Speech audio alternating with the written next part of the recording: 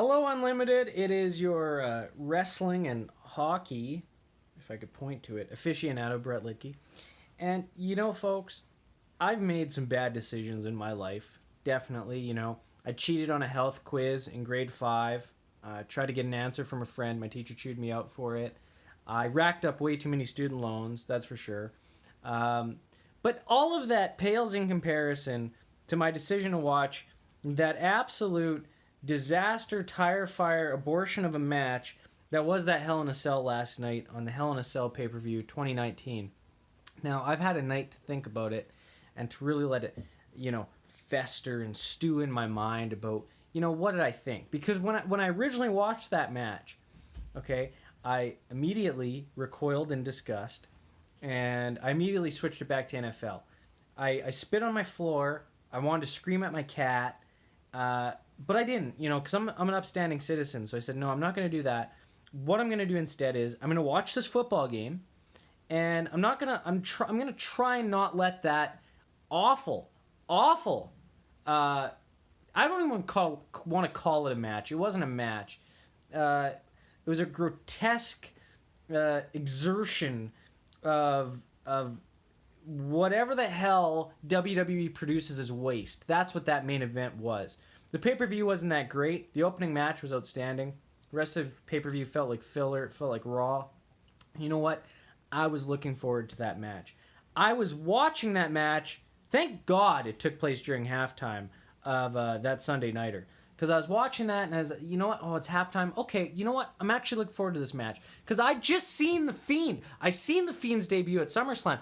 I flew my ass out to Toronto. I spent a lot of money to go watch SummerSlam. And you know what? I enjoyed SummerSlam. I really enjoyed the takeover.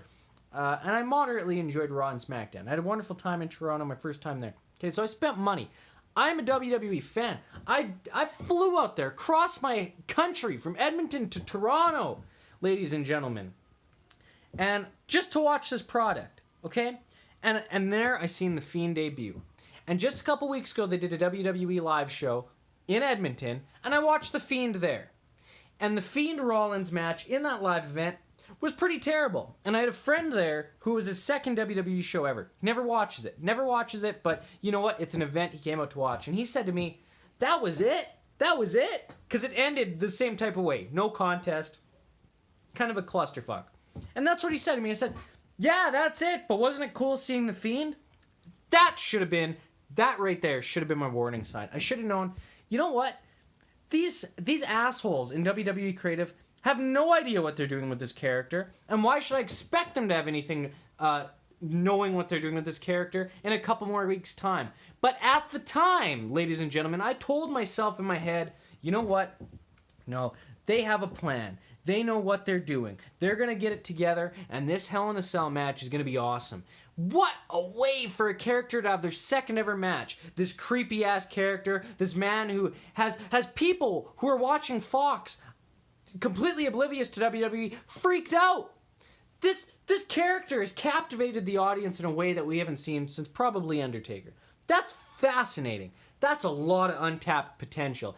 And with the right creative team, that character could run for years. It could solidify this man for years and years and years and years. And I thought, it can't be that hard, right? You book him in a cell match. It'll be crazy. It'll be violent.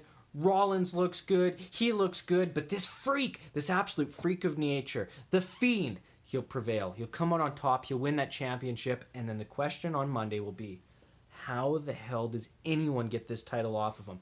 And you can run with this for months. For months. It takes you through the dead period of WWE. It takes you to Rumble, and then it carries into Mania. Money. It's money. It's absolute money. And I thought, there's no way they could fuck it up.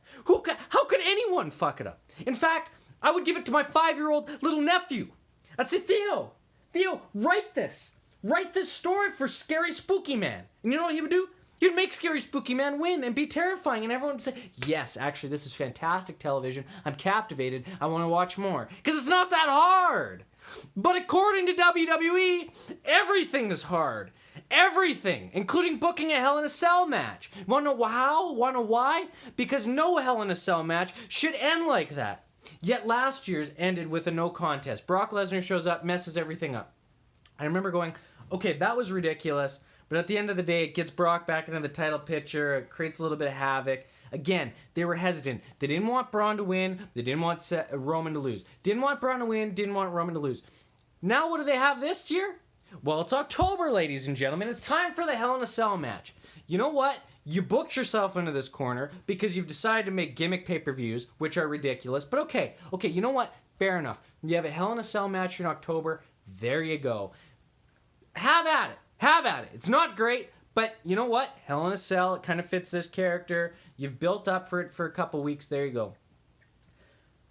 But don't have the match if you're not committed to one or the other. Because you want Seth in the match, but we can't have him lose the title. Why? I don't know. Seth, you know what? I liked you at the beginning. Actually, I didn't like you at the beginning. Then you kind of grew on me in that match in SummerSlam. Now I've completely written you off. But you don't want him to lose the title, and you don't want Fiend to win. Well, then what the hell do you want, WWE? You better ask yourself that. You better ask yourself that long and hard, because if you don't know what you want, then the fans don't know what you want, and it leaves everyone upset. Because what do you get up from that? You get that abortion that was that finish last night. Oh, sure. The red lighting, okay, I was on board with, because I thought, you know what, that's kind of cool. And even throughout the match, didn't bother me, because, you know what, hey, that's unique. I'm all for being unique and being creative, and I thought, yeah, you know what, that's actually not too bad. Last red lighting match that I remember, Vader versus Kane from Kane versus Mankind from No Mercy 98 or something like that. I didn't mind it at all. I thought that was cool. I thought this kind of reminded me of that. Happy. I was happy with it. I was bought into this match from the beginning. But then you start getting a little bit ridiculous. You got this big mallet out, and I was like, okay, this is kind of neat. That's kind of cool.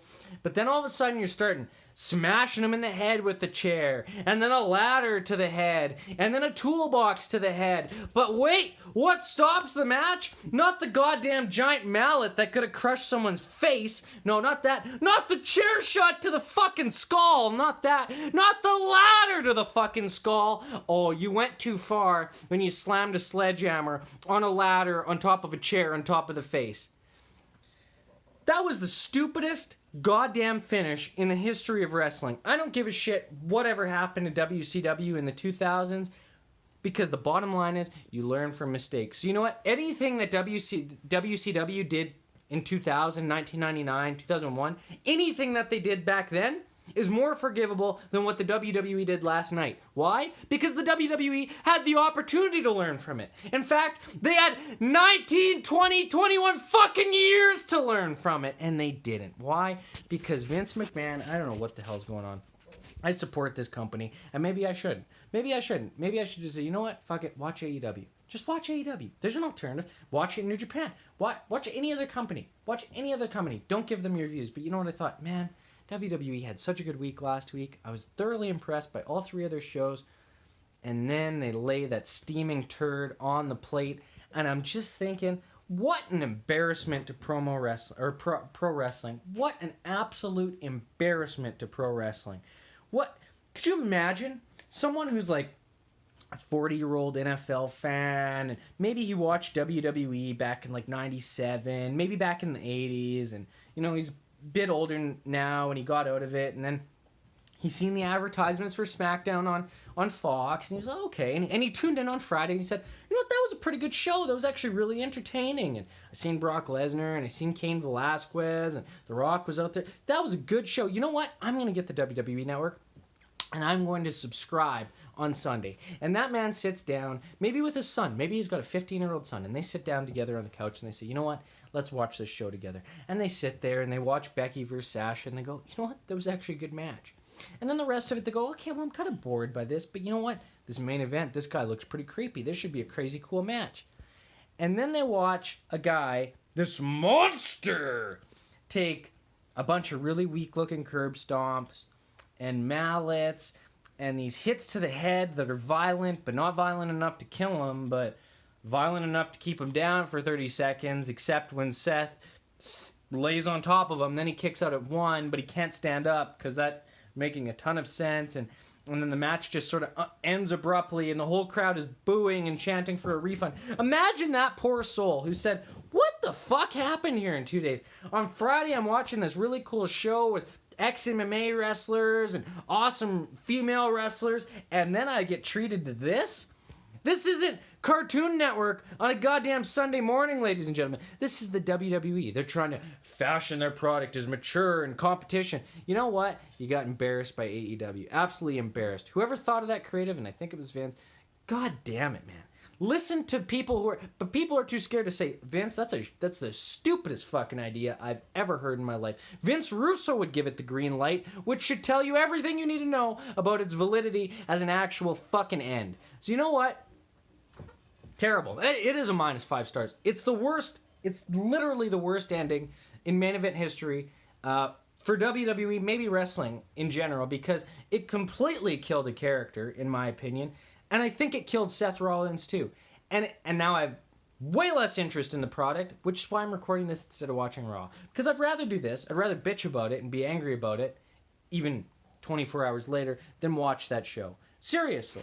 So there you go, Unlimited. That's my hot take. My hot take on that hot piece of shit main event last night. And I hope you didn't watch it. And if you're looking for something to make you want to plunge out the window, give it a shout. Check it on WWE Network.